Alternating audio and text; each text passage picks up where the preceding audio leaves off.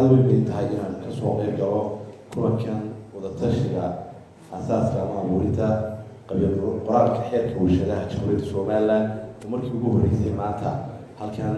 ugu soo bandhigayo runtii wasaaradda horumarinta maalgashiga iyo warshadaha oo muddo kooban jirtay oo ku bogaadinaya dadaalka muuqda iyo dardargelinta shaqo ee ay wado xeerarka iyo shuruucda dalkuna waxay kow ka yihiin shaqada la qabanaya iyo horumarka haddaan xeerir jirin oon aan shuruuci abuurnayn shaqa la qaban karayaa ma jirto marka goor munaasiba iyo waqti loo baahnaa ayay soo bandhigtay ama ay isku dayday ama ay daristay in la asaaso oo la abuuro xeerkan warshadaha waaxdan warshadahuna marxalado badan bay Jamhuuriyadda Somaliland soo martay bari wasaaradahayd bari wasaaradda ganacsiga joogtay maanta wasaaraddii maalgashiga ay ka mid tahay xeerkan markaa uu xaqiijinayaa in waaxdii warshaduhu ay meel rasmi ah salka dhigtaan oo halkaa laga hago oo halkaa lagu ogaado runtii xeerkani waa xeer muhiimad weyn qaranka u leh waana xeer halbowlaa warshaduhu waxay ka mid yihiin kaabayaasha dhaqaalaha dal soo koraya iyo dal dhisnaa labadaba sidaa awgeed waxaa aad u muhiima in si fiiro dheer looga fikiro inuu xeerkani noqdo mid qiimo weyn qaranka usoo kordhiya oo muujiya mas-uuliyadda ay warshaduhu dalka ku yeelanayaan waad ogtihiin Somaliland waa dal horumaraya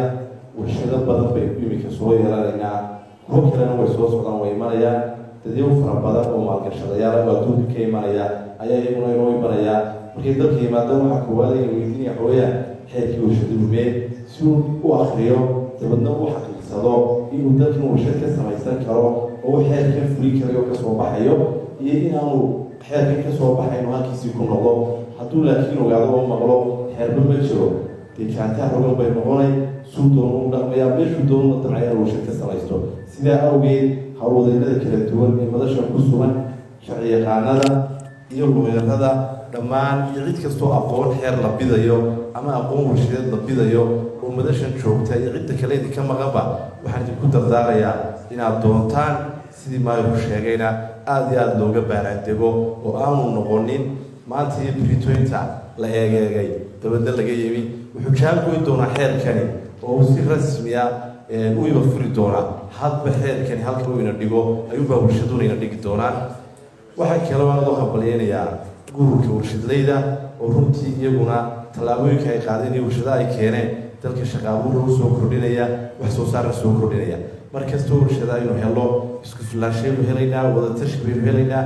wax soo saarkii kheyraadka diiniya dalkeena inaynu ka faa'iidaysano dunida tusno baynu helaynaa annaga wasaaradda howlaha guud dhulka iyo guriyeynta annagoo fulinay siyaasadda madaxweynaha ee horumarinta warshadaha waxaa naga go-an inaanu diyaarino dhulkii ay warshaduhu degi lahaayeen iyadoo magaalooyinka waaweyn ee Jamhuuriyadda Somaliland qaarkood laga bilaabay oo la asteeyey aagii loogu talagalay magaalooyinka kale ee waaweyn ee dalkana waanu ku howlanahay oo way qorshaysan yihiin annagoo ka duulayna warshaduhu xaggay tegi karaan xaggay ku habboon yihiin xaggee baanay ku habbooneen daaqa iyo deegaanka iyo beeraha intee loo jirsiinayaa magaalooyinkee ayaa munaasib ku ah oo biyo ku filan leh ama koronto ku filan leh ay warshada ka abuurmi karaan sidaa awgeed wasaaraddeedu diyaar bay u tahay in ay qeyb libaax ka qaadato mashruuca hirgelinta warshadaha waxaa kale oonu diyaar u nahay inaanu wixii aanu talayo tusaale hayno xeerkan aanu ku kordhino ugu dambeyntii waxaan ganacsatada Jamhuuriyadda Somaliland aan ku boorinayaa waan ku dardaarayaa waan u soo jeedinayaa in ay dalkooda isku dayaan inay warshada ka sameeyaan si shaqaabuur loo helo waxa kheyraadka dalka ku jira loo soo saaro